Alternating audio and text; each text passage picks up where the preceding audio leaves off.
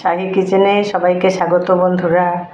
আজ আমি কিভাবে তিসি রুটি তৈরি করলাম পুরো পুরো রেসিপি আমি তো দেখিয়েছি বন্ধুরা, আপনারা দেখবেন, খুব ভালো লাগবে আপনাদের। তো চলুন বন্ধুরা, আমি এখন কিভাবে তৈরি করি তিসি রুটি আপনারা সকলে দেখুন। বন্ধুরা, আমি একটু তিসি নিয়ে হাজির হয়েছি আপনাদের সামনে। তো তিসিটা আমি ভালো করে পরিষ্কার করে নিয়ে এবার ভেজে নেব। তারপরে তিসির তো একটা রেসিপি তৈরি করব বন্ধুরা, আপনারা দেখবেন। তিসি কড়াই বসিয়ে দিয়েছি বন্ধুরা, কড়াইয়ের মধ্যে তিসিটা দিয়ে দিলাম, এবার ভেজে নেব বন্ধুরা। তিসি পটপট করে ফুটছে বন্ধুরা, খুব সাবধানে ভাজতে হয়, যার জন্য এটাকে আমি ঢাকা দিয়ে দিয়ে ভাজছি বন্ধুরা। বন্ধুরা, এর ফাঁকে আমি আটাটা মেখে নেব। 1 চিমটে লবণ দিয়েছি। তো বন্ধুরা, আমার আটা মাখা হয়ে গেছে, তার সাথে আমার তিসির গুঁড়ো হয়ে গেছে বন্ধুরা। এবার আমি পুর তৈরি করা দেখাবো।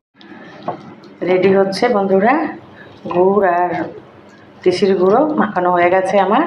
এরপরে এটাকে একটু গ্যাসের মধ্যে একটু করে রান্না করে নেব বন্ধুরা। এটা সংরক্ষণ বেশ 15 দিন অবধি করা যায় বন্ধুরা, তবে তৈরি করাটা খুব মুশকিল। আজকালকার আমাদের পরের জেনারেশান আর এটা রক্ষা করতে পারবে না বন্ধুরা, এইগুলো সব বিলুপ্তির মুখে। তিসির পুর রেডি হয়ে গেছে বন্ধুরা, এবার রুটি তৈরি করার পালা। তো বন্ধুরা, পুর ভরা হয়ে গেছে, আর 2টো পুর তৈরি করব বন্ধুরা। আমি এক হাতে ভিডিও করি, তো আমি এখন আপনাদের পুরো পুর ভরাটা দেখাতে পারলাম না, আবার দেখাবো বন্ধুরা। তিসি রুটি রেডি হয়ে গেছে বন্ধুরা, ফুলে উঠেছে রুটি, দেখুন অসাধারণ রুটি, প্রত্যেকটা রুটি এভাবে ফুলে উঠেছে বন্ধুরা।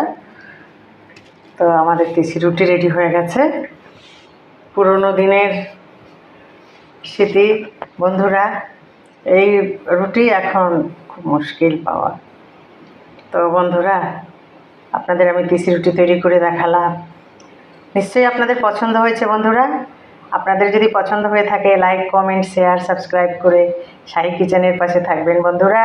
সকলে ভালো থাকবেন, সুস্থ থাকবেন, আবার দেখা হবে বন্ধুরা আগামী এপিসোডে।